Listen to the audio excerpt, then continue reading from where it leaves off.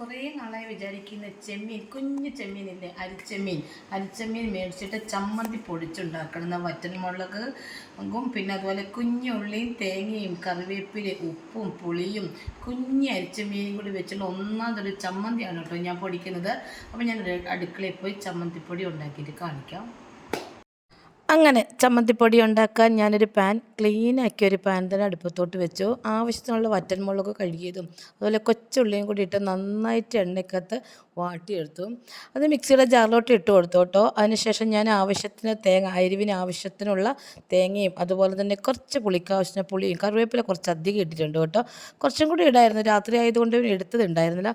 അതുകൊണ്ട് നന്നായിട്ട് ഫ്രൈ ആക്കി. അതിനുശേഷം നമ്മുടെ വൃത്തിയാക്കി വെച്ചിരിക്കുന്ന അരിച്ച മീനും കൂടി ഇട്ട് ഫ്രൈ ആക്കി മിക്സിയിൽ ഒന്ന് പ്രസ് ചെയ്തെടുത്തു കേട്ടോ. ഇതാ നല്ല ചൂട് പറക്കുന്ന ചമ്മന്തിപ്പൊടി റെഡി ആയിട്ടുണ്ട്. ഇനി ഇത് പാത്രത്തിൽ ഇട്ട് വെച്ച് നമുക്ക് ഉപയോഗിക്കാം.